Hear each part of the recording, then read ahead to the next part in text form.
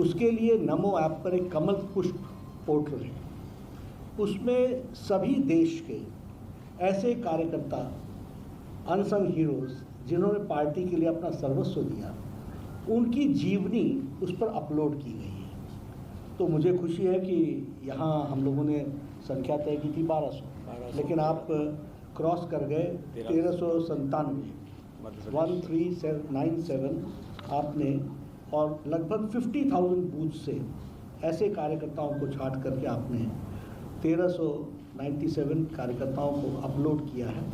और जो एक देश के लिहाज से देखा जाए तो बड़ी संख्या है, जिसमें उन कार्यकर्ताओं को लिया है जिन्होंने 30 वर्ष 40 वर्ष लगाए, मीसा में जेल में रहे, DIR में जेल में रहे, उन सब लोगों को जोड़ा है।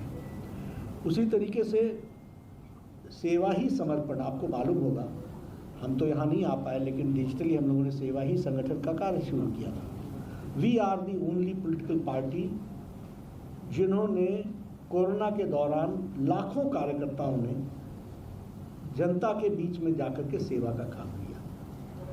लगभग 50 करोड़ फूड पैकेट्स और राशन पैकेट्स हमने बांटे, 50 करोड़। इसी तरीके से लगभग हमने 30 करोड़ के आसपास मास्क बांटे, लगभग हमने 3 करोड़ के आसपास सैनिटाइजर्स बांटे। और सबसे बड़ी बात जो की वो 3 बातें थी। एक तो जो लोग लेबरर्स आ रहे थे उनको ट्रांसपोर्टेशन देकर के घर तक पहुंचाना, उस समय मैं सिर्फ आपको याद दिलाने के लिए बता रहा हूँ।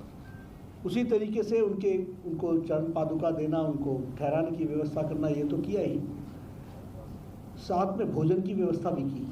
लेकिन जो बड़ा काम हुआ वो ये हुआ कि बहुत से हमारे बच्चे विदेश में थे, और वो विदेश के बच्चों के माँ बाप यहाँ पर बूढ़े, जो डायबिटीज़ थी, जिनको कुछ और बीमारी थी, उनको हर हफ्ता दवाई चाहिए थी, उनको हेल्थ सेंटर चला करके 3 महीने नहीं, पूरे 2 साल उनकी दवाई पहुंचाने की व्यवस्था भारतीय जनता पार्टी के कार्यकर्ताओं से।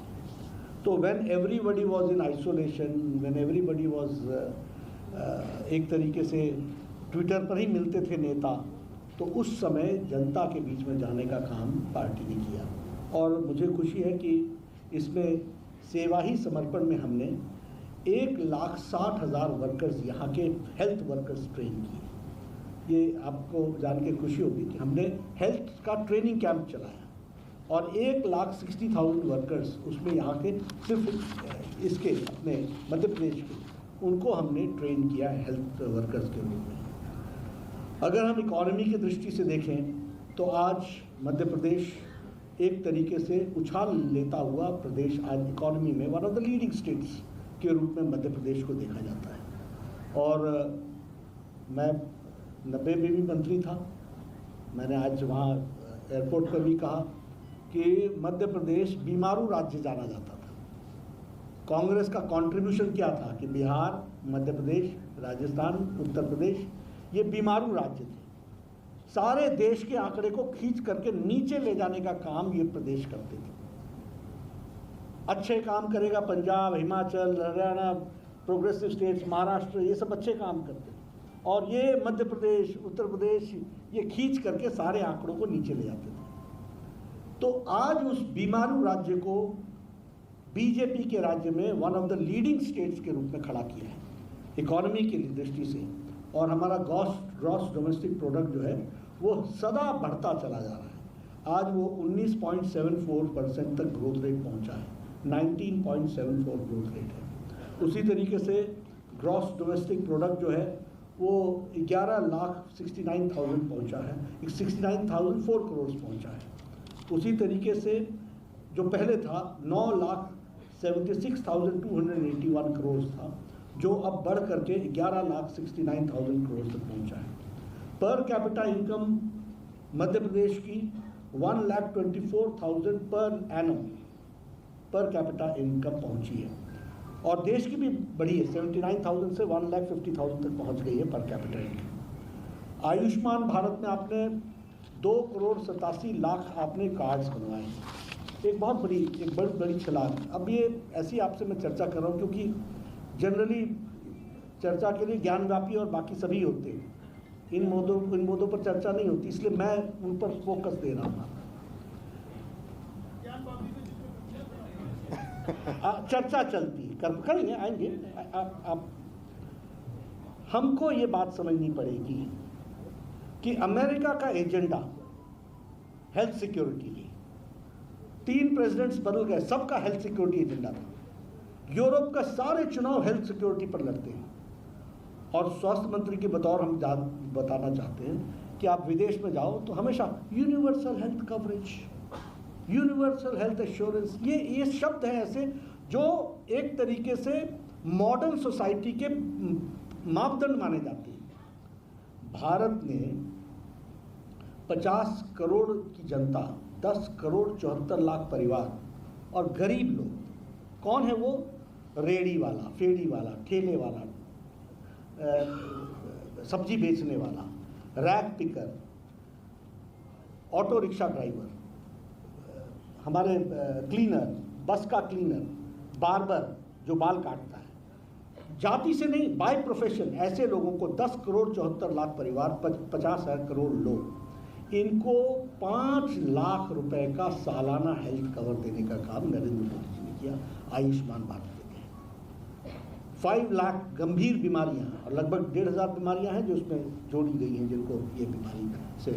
और आपको जानकर के खुशी होगी कि 3 करोड़ लोगों ने इसका फायदा उठा लिया है और 23,000 करोड़ रुपए भारत सरकार ने और मध्य प्रदेश की सरकार ने मिलकर के उन लोगों को पहुंचाने का काम किया है।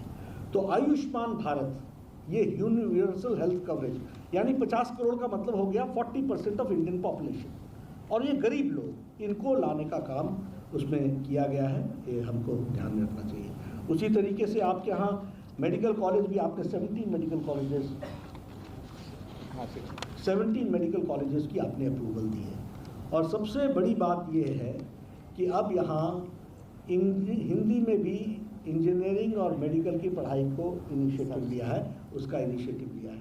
बीजेपी के अध्यक्ष जेपी नड्डा मध्य प्रदेश में और भोपाल में एक प्रेस वार्ता को संबोधित करते हुए, जहां उन्होंने सरकार की उपलब्धियों के आंकड़े गिनाए और यह भी बताया कि बीजेपी के कार्यकाल में ही मध्य प्रदेश एक बीमारू राज्य से देश का सबसे अग्रिम राज्य बनकर उभरा है। मुख्यमंत्री शिवराज सिंह चौहान उनके दाईं तरफ बैठे हुए, और यह भी गिनाया गया कि बीजेपी के कार्यकर्ताओं ने हर प्रकार की मदद की है कोविड काल में, राशन से लेकर आवश्यक दवाइयां पहुंचाने तक, और जो जरूरतमंद हैं उनकी चिकित्सा का ध्यान रखने तक। कई सारे ऐसे कर्मठ कार्यकर्ता हैं जिनका बखान अब नरेंद्र मोदी ऐप में भी किया जा रहा है। सेवा ही समर्पण का मैसेज, कोरोना में कार्यकर्ताओं ने जो मदद की उसके लिए सबको साधुवाद। और ये भी बताया कि देश भर से करीब 50,000 बूथ में से 1397 ऐसे कार्यकर्ता चुने गए हैं जो करीब 3 दशक से ज्यादा बीजेपी एज अ पार्टी उसकी सेवा में लगे हैं, कार्यरत हैं। और कोरोना 2020 की जनवरी में आया, 2020 के अप्रैल में टास्क फोर्स बना। तो जेपी नड्डा वहां संबोधित कर रहे हैं, कह रहे हैं जो चर्चा में विषय हैं और जो चर्चित विषय नहीं होते उन दोनों का बखान करते हुए जेपी नड्डा। हम रुख करते हैं अखाड़ा में एक बार फिर रूस यूक्रेन महायुद्ध की ओर।